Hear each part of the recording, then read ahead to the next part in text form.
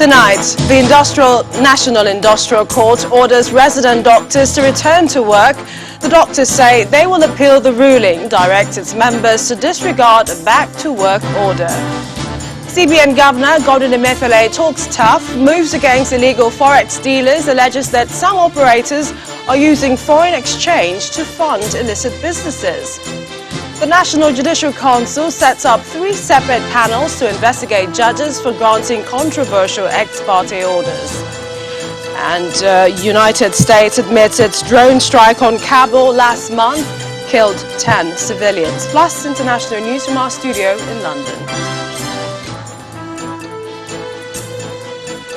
Court judgments today from the verdict in the dispute between the federal government and resident doctors to the case of Sunday Igboho over the invasion of his home by the DSS.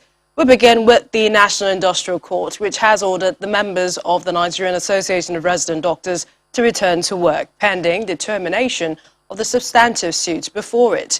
Presiding Judge Justice Bashir Al-Kali made the order stating that the application by the federal government compelling the doctors to suspend their strike was meritorious, as no amount of money could compensate for the loss of lives in the circumstances.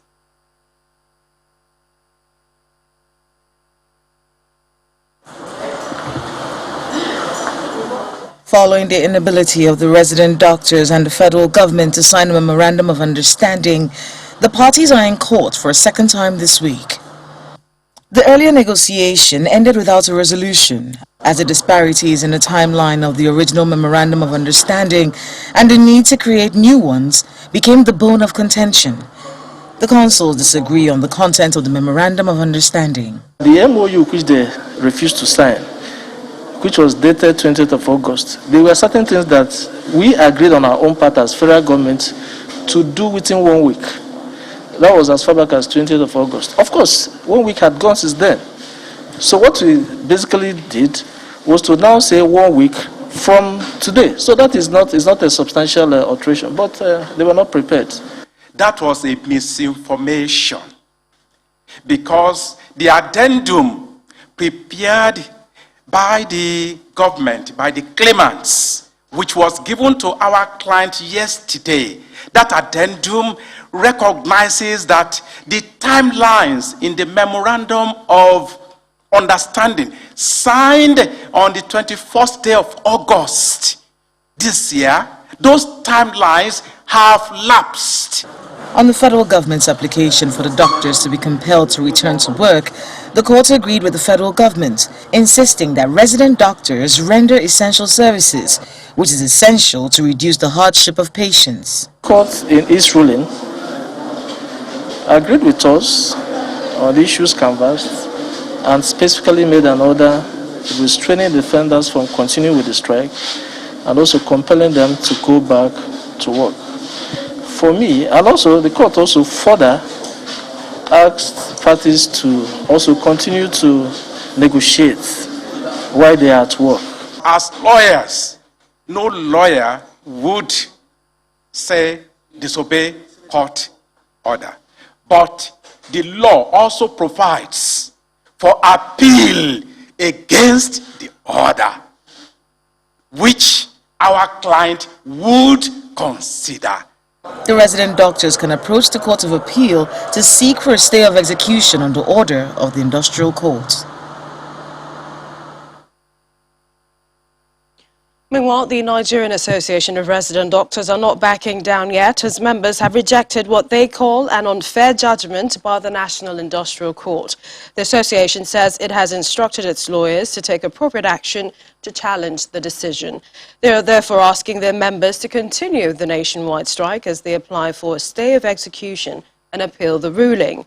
The doctors allege denial of fair hearing and accuse the federal government of refusing to resume negotiations despite the order of court.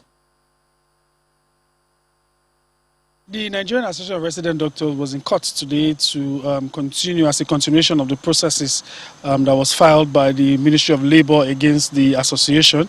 The judge, in his wisdom, has said that we should suspend all hostilities, meaning that we should suspend our action immediately.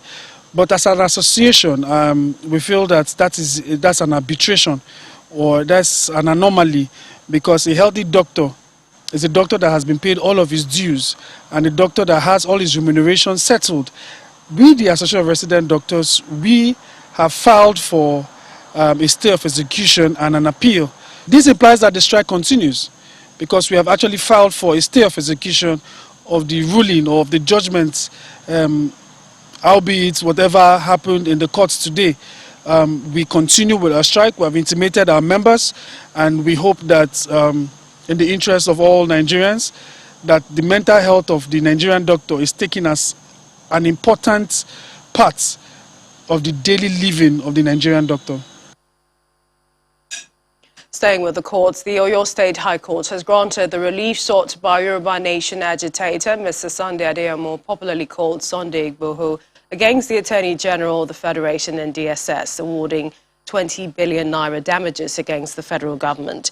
Justice Ladinro Akintola awarded the sum as compensation for the invasion of Igboho's house by the DSS on the 1st of July for what was described as aggravated damage done against the Yoruba activist. The suit was filed by Igboho demanding 500 billion naira against the AGF and the DSS over the invasion, seeking orders declaring the invasion as a violation of his fundamental human right.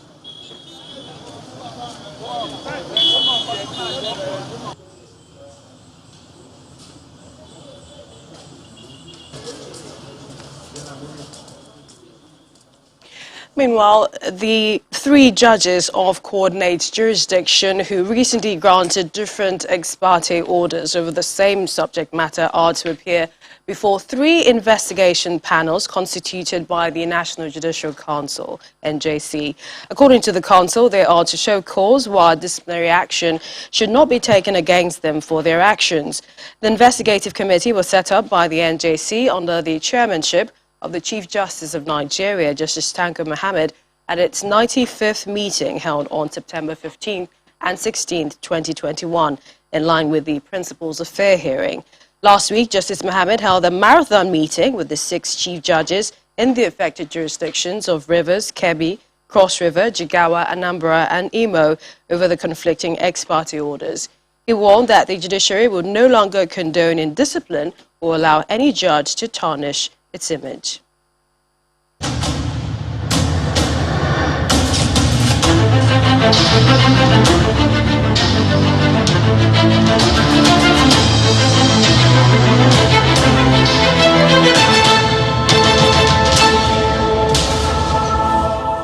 And the Lagos Judicial Panel investigating police brutality in the aftermath of the 2020 EndSARS protests has reserved further hearing in the petition against the Lagos State Police Command to September the 24th.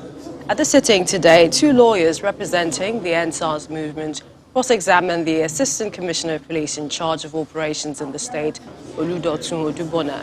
One of the lawyers, Olorun Tomiloba Olagunju, accused the police of not investigating the events of the October 20th, 2020 shooting at the Lekki Toll Plaza, but rather took online videos to present before the panel. He faulted one of the videos earlier presented, which was found to have been recorded on the 13th of November, 2020.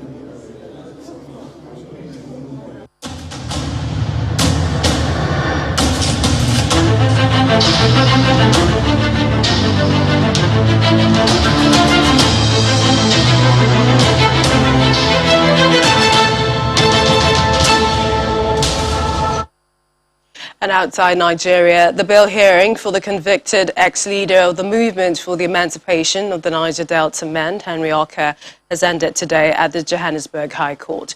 Mr. Okahs is asking the court to grant him bail on several grounds, which include health, his family, and to adequately prepare for his application for leave to appeal his trial and conviction. He was sentenced to 24 years in prison for allegedly masterminding 2 bombings that took place in Warri and Abuja in 2010, in which 12 people died and many were injured. Our South Africa Bureau Chief, Betty Dibia, reports. Henry Okahs approached the Johannesburg High Court with 3 applications. One for leave to appeal his trial, conviction and detention under the Terrorism Act, another for a reservation of the question of law, and a third for bail. He opted to proceed with the bail application, while the other applications will be assigned to another judge when the court recess ends in October. For 5 days, Henry Okahs stated his case for bail, and for every straw he clutched at, the state's advocate, McAdams, did his best to snip to shreds, and vice versa. In the closing arguments, the state submitted that based on Okahs' arguments for bail on grounds of his health issues, his capability to prepare for his leave to appeal case, and his family suffering, he would not be prejudiced should he not be granted bail. He questioned whether his skin condition was compelling enough to be classed exceptional circumstances. On his family suffering because of his incarceration, which the state admitted but said it wasn't compelling enough, the judge told the State Council that Mr. Okahs was able to establish that in court with evidence, as shown during the testimonies of his doctor and former attorney, who both took the stand on Thursday. Citing case law, the state, however, raised the issue of granting bail without a guarantee that leave to appeal will be granted, hoping the judge would consider that in the final decision. Issues of Mr. Okahs' properties in the process of being placed on the preservation were raised, and it was noted that his wife, Azuka Okah, is opposing this. Apart from issues of his security and safety, which Mr. Okahs raised that had the judge worried, he complained about his alleged continued frustration and intimidation by the authorities, which also served him notice of his permanent residence permit in the process of being revoked and some properties up for forfeiture. Mr. Okahs insists he is a prisoner of war under the Geneva Conventions Act 8 of 2012, Article 3.2, and that the entire matter should have been considered under the International Criminal Court Rome Statute Act 27 of 2002. He also insists he is not just seeking freedom for its sake, but wants to clear his name. Mr. Okahs told the court that contrary to the state's argument that he may abscond if granted bail, he is eligible for parole in 3 years, which makes little sense for him to abandon his family to flee. He also told the court that his now expired passport is still with the authorities, which makes it impossible for him to be able to renew his passport and also to flee to any other country. Judge Majake Mabisele has set down 2 days in the second week of October for any further clarifications as well as judgment. Then will we find out whether Henry Okahs will walk or will continue to walk to the sound of this.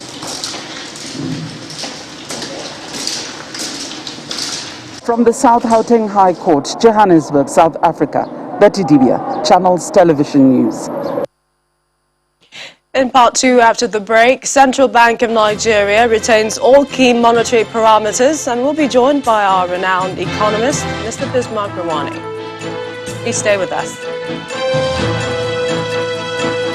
It impacts the economy. The Central Bank's Monetary Policy Committee has maintained its key lending rate at 11.5%, with the asymmetric corridor of plus 100 and minus 700 basis points around the MPR. At the end of its two-day bi-monthly meeting today, the MPC also retained the cash reserve ratio at 27.5% and liquidity ratio at 30%, in line with analysts' expectations. Meanwhile, the CBN Governor, Gordon Emefiele, says the financial markets regulator is determined to eliminate activities of illegal forex traders, which may have been inadvertently encouraging insecurity in the country.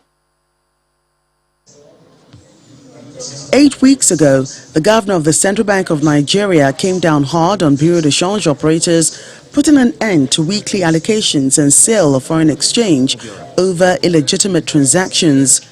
Consequently, the regulator directed banks to commence the sale of foreign exchange while putting on hold approval for the establishment of new bureau de change operators.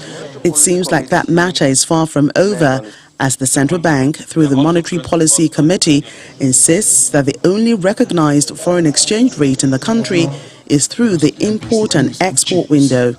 We have unwittingly supported activities of those who illegally buy foreign exchange from this illegal market, carry them in aircrafts out of the country, and go to buy arms and ammunition, and bring them back into the country and conduct crime, whether it is Boko Haram, whether it is kidnapping, whether it is all sorts of nefarious activities. We, Central Bank, take our country's dollars and sell to people to go and buy arms and ammunition to come and hurt us. That is what we're saying that people want us to continue to do. We cannot do that. Just before this warning to Nigerians to only use the banks for their forex transactions, the Monetary Policy Committee put all its parameters on hold to allow for economic recovery. The MPC made the decision to hold all policy parameters constant, believing that a hold stance will enable the continued permeation of current policy measures in supporting the recorded growth recovery and macroeconomic stability. Committee therefore decided by a unanimous vote to retain the monetary policy rate at 11.5%. In summary, MPC voted as follows: 1. Retain MPR at 11.5%. 2. Retain asymmetric corridor at plus 100 and minus 700 basis points around the corridor. And retain the CRR at 27.5%. 4. Retain liquidity ratio at 30%. Members of the committee are optimistic of a rebound in the economy, just as they urge the government to address issues of insecurity to boost food production and investment in the country. Well, joining us for more on the latest Monetary Committee policy is CEO of Financial Derivatives Company, Mr. Bismarck Rewane. He joins us live on the news at 10. Welcome. Good evening. Thank you for having me. All right. The MPCs appears to have maintained status quo 90% of the time in the last 3 years. What's your take? Is this becoming a ritual, and what's the impact on our economy? You could say it's a ritual, but the truth is that 24 times out of 28 last meetings, they've maintained status quo. So it's actually more than 90%. This time, more than any other time, this was the right decision in the sense that you were damned if you did, if you damned if you didn't. So the MPC was between a rock and a hard place. If you lowered rates, you would actually fuel increased activity and higher demand in the forex market. If you increase rates, you could constrict growth, which is already just beginning to recover. So it's time to wait and see, at least for the next 2 months, to see whether the policies could be sustained and the recovery, which is to a large extent fragile, could actually be sustained. I think that's important. So looking at the perhaps recently published inflation numbers, 17.01%, it showed a decline. This is perhaps what we've seen for the 5th consecutive time, sort of. But prices in the retail markets do not necessarily validate the numbers. So what are we looking at? You're right. The reality is that the drop in rates, it came all the way, inflation from about 18.3 to about 17%. The actual change in inflation was not that significant. It moderated, and actually it's consistent with the rest of the world. Whilst, in fact, the output growth itself was even much lower.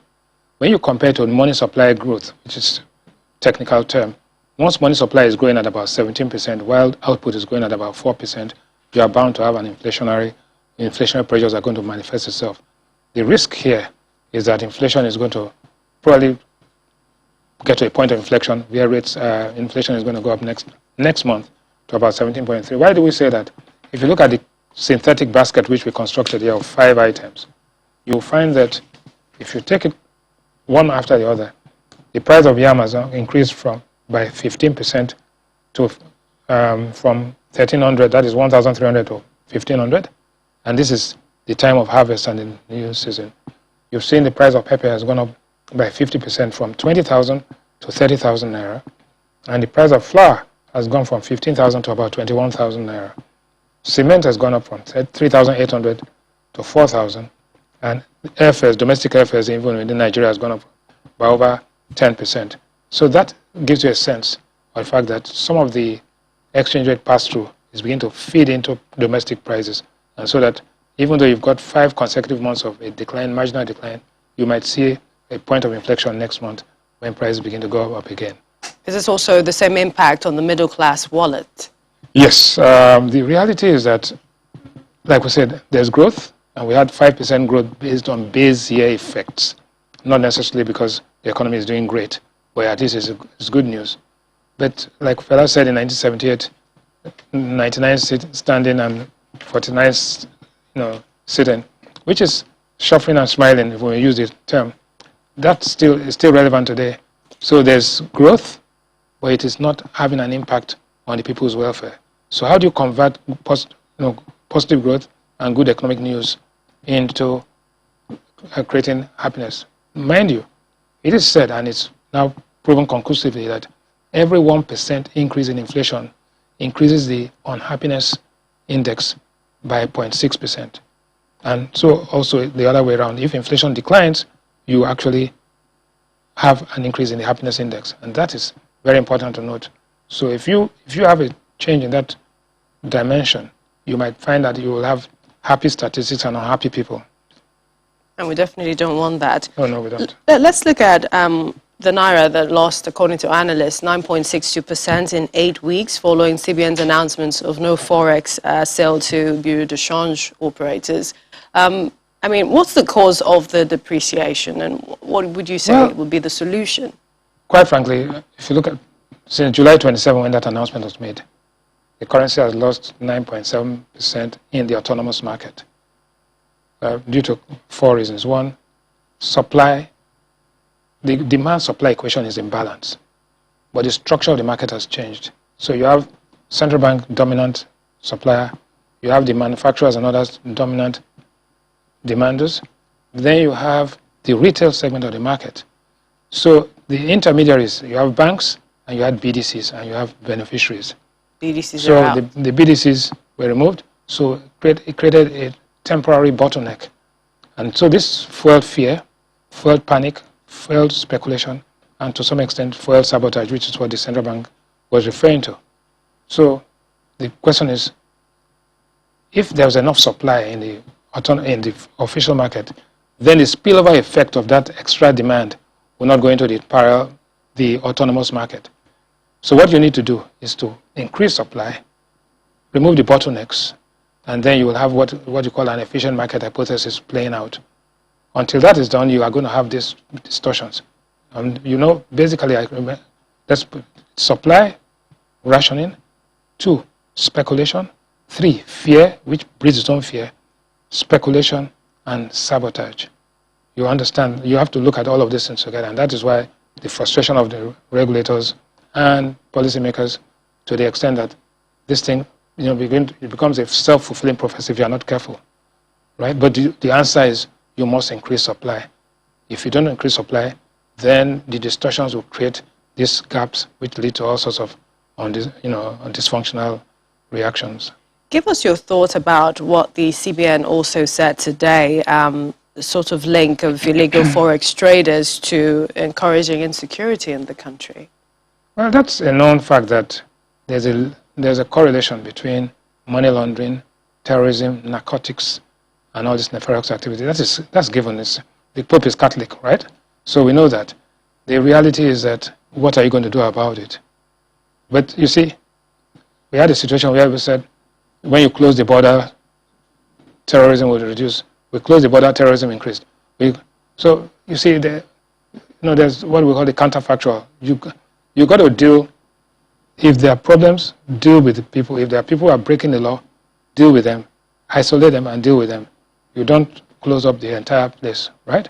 So the truth is that yes, we have to increase our surveillance. We have to increase our dealing with nefarious activities. But at the same time, business has to go on. I think that's very important.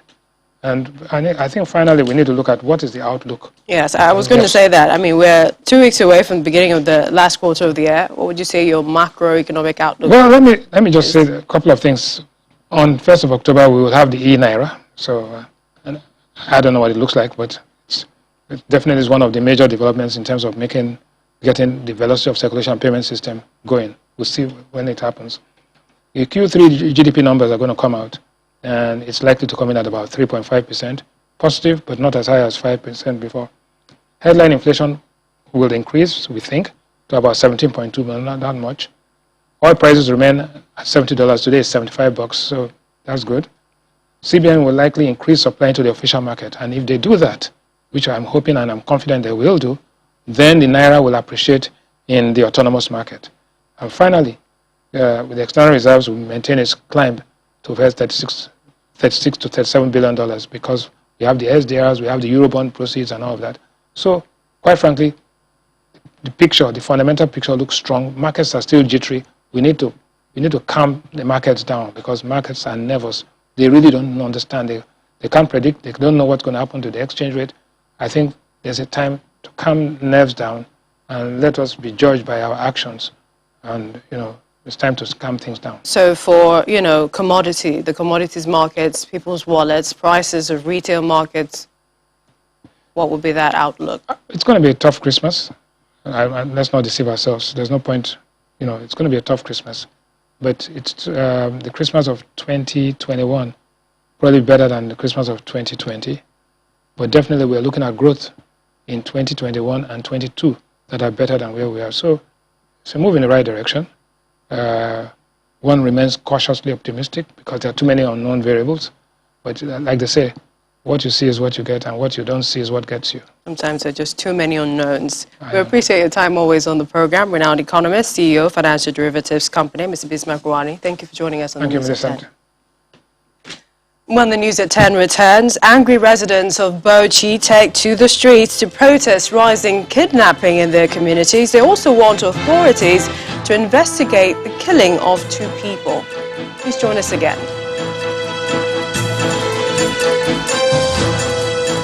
We're up to Abuja with more stories. Here's Makwe Ogun-Yusuf. Hi, Makwe. Hello, Millicent. Demonstrations kickstart our stories tonight as residents of Brushin Fulani in the outskirts of Bauchi metropolis today blocked the Bauchi-Das Road in protest against deteriorating security in their community.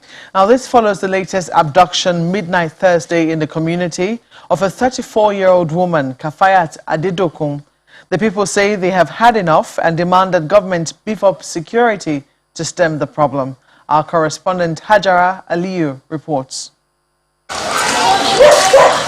The shattered glass and damaged door handle show the ferocity of the attack. Her neighbor is still shaken by the incident. I asked her, where are you? That she in Bansaniba. But since that 4:30, we couldn't reach her. The community was roused by the abduction of a woman in her home in the early hours of Friday. Her husband was away at the time. They left behind her tender-aged children.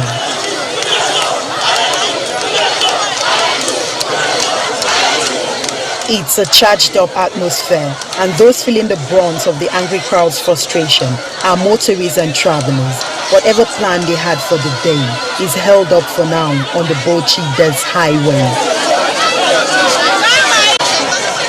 This is one case too many for the people to bear.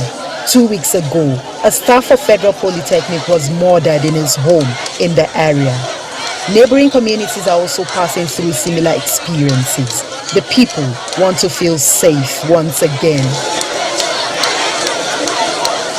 Our men don't just used to sleep at night. They'll go around in the afternoon hustling because of us.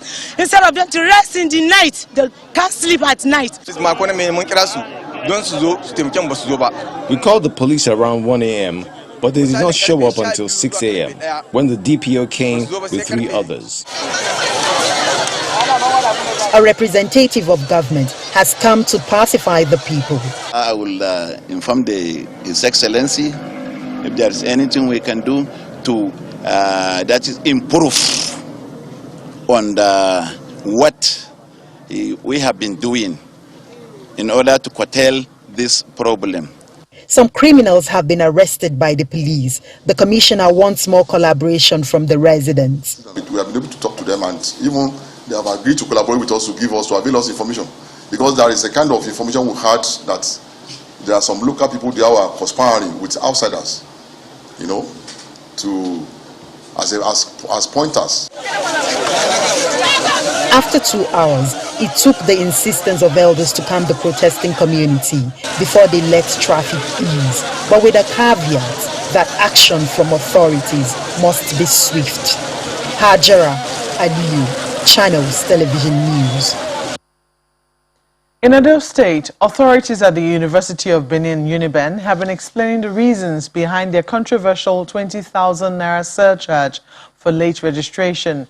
The institution's vice-chancellor, Professor Lillian Salami, told journalists today that the prolonged registration of students, which she describes as not ideal for the university, is the primary reason for the late registration penalty. She says the University Senate decided to reverse the increment because of the students' outcry. And to politics, the People's Democratic Party has inaugurated its National Convention Committee with the Governor of Adamawa State, Amadou Fintiri, as chairman, and the Governor of Bayelsa State, Senator Doye Diri, as the deputy chairman. The committee, which consists of 279 members, is assuring party members of a free and fair national convention on October the 30th and 31st to elect a new national working committee for the party. Addressing journalists after the inauguration ceremony, the committee chairman says the PDP will support a consensus candidate if that's the decision of any zone where the available positions, including that of the party's chairmanship, is zoned to. Meanwhile, the National Secretary of the Caretaker Committee of the All Progressives Congress, Senator John Akpanu-Edehe, has clarified that the ruling party can only grant waiver to former President Goodluck Jonathan if he joins the party, as well as other new entrants to contest election. In a statement, the APC scribe explained that this does not translate to an automatic ticket as the candidate of the party. He adds that granting of waiver is part of the resolutions reached during the party's National Executive Committee meeting held in December last year.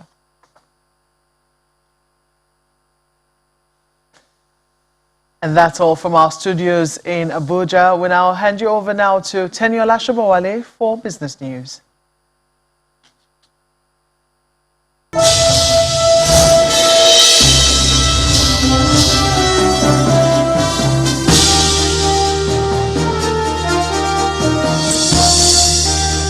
Thanks a lot, Malfoy. Welcome to Business News. The governor of the Central Bank of Nigeria, Mr. Godwin Emefiele, insisted only the central bank has the power to determine the value of the naira. This follows the Apex Bank's plan to shut down the website operations of Aboki FX, a foreign exchange trading platform. The CBN governor, speaking at the Monetary Policy Committee meeting today, describes the activities of Aboki FX platform as illegal and criminal. We have been studying the activities of Aboki FX in the last 2.5 years. There was a particular time I asked our colleagues to call the so-called owner of Aboki FX, that we want to engage him to understand his model, his basis, and how he came about advertising those rates. We find him as somebody, a Nigerian, who lives in England and conducts this nefarious and criminal activity on our economy.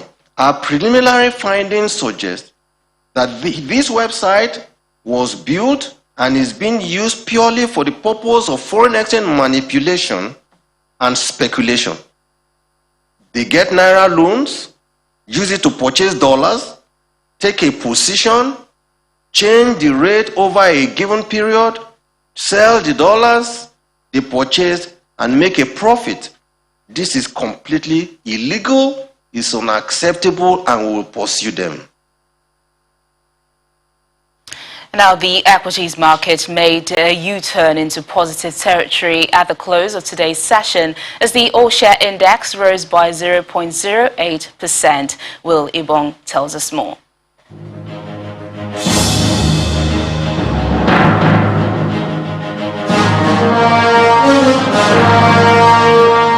Hello and welcome to the Stock Market Report. It's the last trading day of the week and the bull survived this choppy ride, making a quick return to the equities market at the close of today's session.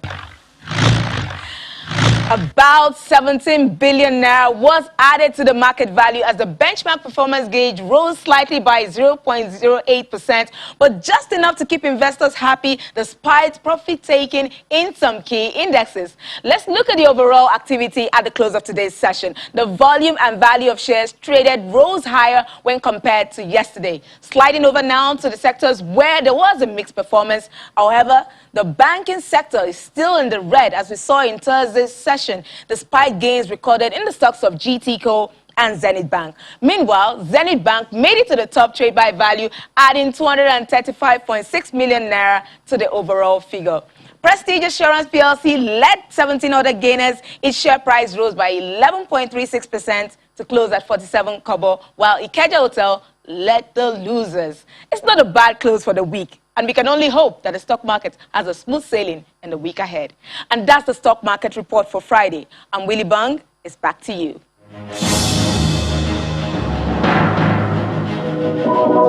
That's Business News Tonight. I'm Teniola Shibowale. It's back to Millicent for the rest of the news at 10.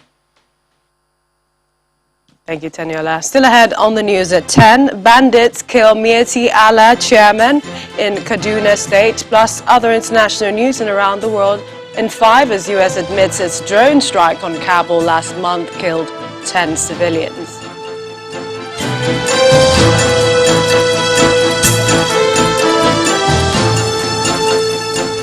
In Nigeria, in Kaduna State, the chairman of Mieti Allah Cattle Breeders Association of Nigeria in Lere local government area, Abubakar Abdullahi, has been killed by bandits suspected to be kidnappers.